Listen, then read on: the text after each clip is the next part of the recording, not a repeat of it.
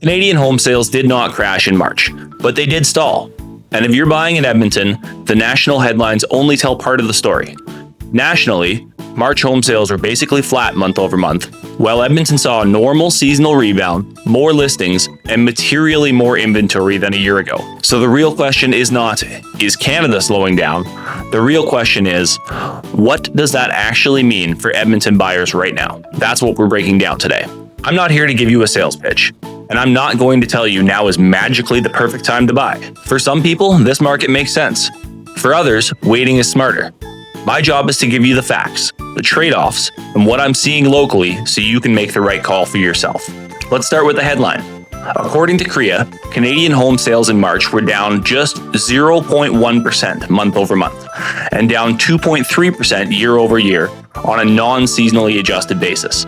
New listings were almost flat, down 0.2% month over month. The national benchmark price slipped 0.4% month over month and 4.7% year over year. So this is not some dramatic collapse story. This is more of a stalled spring story. The national market softened, momentum slowed, and a lot of that was tied to affordability pressure, uncertainty, and higher fixed mortgage rates in March.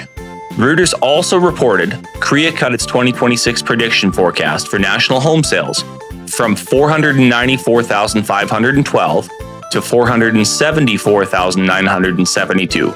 That matters. But Edmonton is not a copy and paste version of the national market. Here's where it gets more useful. In the greater Edmonton area, March sales were up 33.1% from February, but down 14% from March 2025. New listings were up 30.6% month over month and up 4.2% year over year. Inventory was up 13.8% from February and 31.6% from a year ago. That's a very different story from just saying Canadian home sales dropped. Edmonton buyers are dealing with a market that has more listings, more inventory, less blind urgency than a year ago, but still enough demand that good homes move. That's the nuance. What this means for buyers: you likely have more choices than buyers did last year. More inventory matters, not because buyers suddenly have unlimited power, but because they're less boxed in. When inventory is up more than 30% year over year, that usually means more options and fewer situations where buyers feel forced into the first decent listing they see. That's good news if you're trying to compare properties, negotiate, and avoid making an emotional decision. You do not need to panic just because of national headlines. Nationally, the sales to new listing ratio was 47.8%, which CREA says sits inside its broad balanced market territory and below the long-term average of 54.9%. That does not mean every local market is balanced, but it does mean the broader national environment is not screaming, buy now or forever get left behind. And that fits Edmonton too. You can still lose out on great homes if you move too slowly, but you do not need to act like every listing is a once-in-a-lifetime opportunity. This is the kind of thing buyers need to hear more often. Not hype, not doom, just facts, context, and what actually matters locally. If you like real estate advice without the usual sales tactics, hit subscribe. I break this market down for real people, not just headlines. Detached homes, condos, and townhomes are not the same market. This is where buyers get lazy. They hear the market and assume every property type is moving the same way. It isn't. In March, detached homes in the greater Edmonton area averaged 590,162, up 2.5% year over year. Apartment condos, 212,054, down 2.8% year over year. Row townhomes averaged 307,666, down 2.2% year over year. So if you're a detached buyer, especially in strong family areas, you still need to be ready when the right home shows up. If you're a condo buyer, you usually have more room to slow down, compare buildings, and dig into the documents properly. If you're buying a duplex or a townhome, you're somewhere in the middle. That distraction matters much more than the broad market talk. Interest rates still matter, but not in the way people think. A lot of buyers only watch the Bank of Canada and assume that tells the whole story. It doesn't. The Bank of Canada held its policy rate at 2.25% on March 18th and said risk to growth has shifted lower while some inflation risks have moved higher. The next rate decision is scheduled for April 29th, 2026. At the same time, Reuters reported fixed mortgage rates jumped in mid-March because of the bond market reacted to inflation and uncertainty. So, here's the plain English version. The overnight rate did not move. but borrowing still got tougher for some buyers. This is where some people feel confused right now. They hear no rate cut and assume nothing's changed. This is not how mortgage pricing works. Is Edmonton becoming better for buyers? In some ways, yes.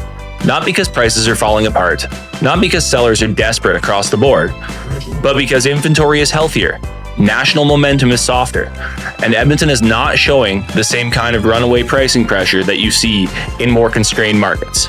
CREA's updated forecast also said that the average home price in BC, Alberta, and Ontario are expected to see virtually no growth in 2026. That is important. It suggests buyers should be thinking more about fit, payment comfort, and longer-term plans, and a little less about pure fear of being priced out next month. Now, that does not mean Edmonton is easy. A well-priced detached home in a desirable area can still move very quickly, but the buyer environment is more rational than the panic headlines are making it sound. Where I'd be cautious as a buyer. Just because the market gives you a bit more breathing room does not mean it means every listing is smart. I would still be cautious on condos with weak reserve funds, overpriced cosmetic flips, homes with drainage issues, properties backing heavy traffic, any purchase where the payment feels uncomfortable. More inventory helps. Bad buying decisions still exist. Do not confuse better market conditions with safe to buy anything. What about new supply?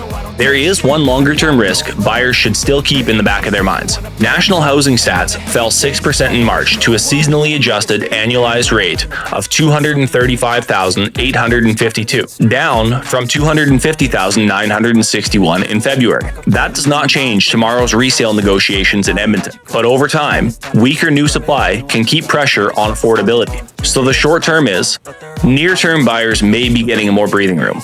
Long-term, housing supply is still not a solved problem. If you're buying in Edmonton in 2026, this is how I would look at it. If you have a stable income, comfortable payment, solid savings, and you plan to stay put for a while, this market may actually be more buyer-friendly than the national headline suggests. Edmonton inventory is up very sharply from last year, and the pace feels less frantic in many segments. If your finances are stretched, or your timeline is short, or you're hoping for some magic crash that gives you an unbelievable deal, that's a weaker strategy. Because this is not a crash market, it's more of a selective market. There is a difference. So yes, Canadian home sales did soften in March, but what matters more is what that means in Edmonton. And right now, the honest answer is this. Buyers have more choices, less reason to panic, and better odds making a smart decision if they stay disciplined. If you want help looking at your actual options in Edmonton without the sales pitch, reach out. I'm happy to walk you through the pros, the risks, and what actually makes sense for your situation. And if this helped, subscribe for more Edmonton market breakdowns coming up.